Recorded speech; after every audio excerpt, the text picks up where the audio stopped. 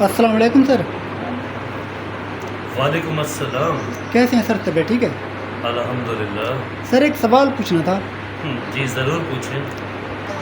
Sir हमारे इलाके में बाज़ औक़ात बहुत शदीद लड़ाई होती है, तो उसमें अगर कोई शख्स एक तेज़ धार आले, छुरी या तलवार वगैरह से, चाकू से किसी का एक हाथ या टांग काट दे तो उसके खिलाफ क्या कार्रवाई हो सकती है?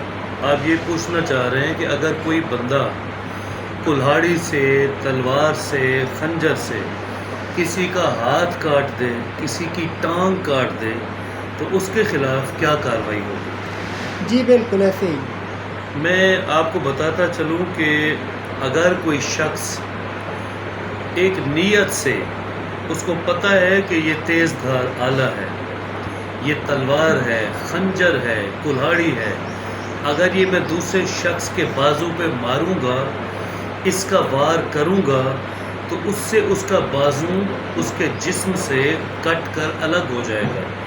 ये नॉलेज उसको है, मतलब वो पागल नहीं है, उसको समझ है, नीयत के साथ आता है, वार करता है, और एक शख्स के जिस्म का कोई हिस्सा, ज़रूरी नहीं कि हाथ हो, हाथ भी हो सकता है, उसकी टांग भी हो सकती है, कान भी हो सकता है, कोई भी जिस्म का हिस्सा हो सकता है, अगर वो हिस्सा डिसमेंबर हो जाए, उसकी बॉडी से अलग हो जाए, तो उसके खिलाफ दफ़ा 334 के तहत मुकदमा दर्ज होगा। दफ़ा 334 के तहत ऐसे शख्स को 10 साल तक कैद हो सकती है। जिस शख्स ने तेज़ धार आले से किसी का हाथ काटा है, तो शरीयत ये कहती है कि किसास में इसका भी आप हाथ काट दें। अगर किसास ना भी मिले, फिर ये जो सज़ा है अर्श में ट्रांसफ़र हो जाती है।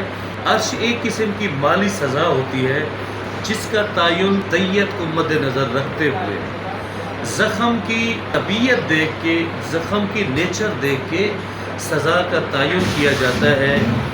दैयत के आधे हिस्से को भी बतौर अर्श सज़ा के तौर पर मुल्ज़िम को अवार्ड किया जा सकता है। दैयत के तीसरे हिस्से को भी बतौर अर्श जो है मुतय्यन किया जा सकता है, और दैयत के 1/4 को भी बतौर अर्श जो है वो सज़ा के तौर पर मुल्ज़िम को अवार्ड किया जाता है। एक और सवाल इससे बिल्कुल मिलता जुलता है।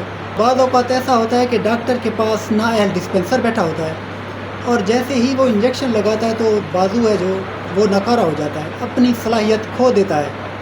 तो इस सूरत में उस डिस्पेंसर के ख़िलाफ़ क्या कार्रवाई हो सकती है? जो डॉक्टर है ये एक प्रोफेशनल होता है, या उसका कोई अगर कुलीग हो या उसका कोई नायब हो, उससे कोई इस तरह की हरकत सरजद हो जाती है, तो वो उसका क्राइटेरिया कुछ अलग है, क्योंकि डॉक्टर की नीयत में शामिल नहीं होता किसी के जो उसका ऑर्गन है, उसको, उसकी जो कैपेसिटी है, उसको ख़त्म करना।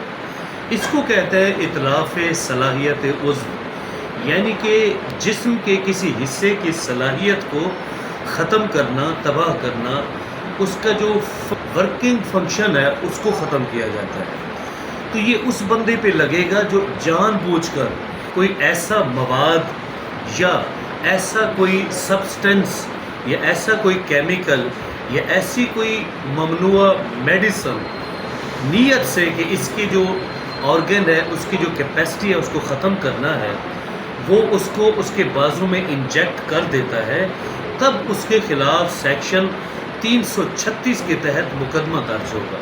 इतलाफ़ सलाहियत उज़्व का जुर्म जो भी शख्स करेगा, जो भी किसी के जिस्म की सलाहियत को, उसकी कैपेसिटी को किसी मेडिसिन से या किसी वर्जिश से या किसी उसके कान की सलाहियत को या उसके नाक की या हाथ की किसी भी जिस्म के हिस्से की कैपेसिटी को डिस्ट्रॉय करेगा, ख़त्म करेगा, तो उसके ख़िलाफ़ सेक्शन 336 की कार्रवाई होगी।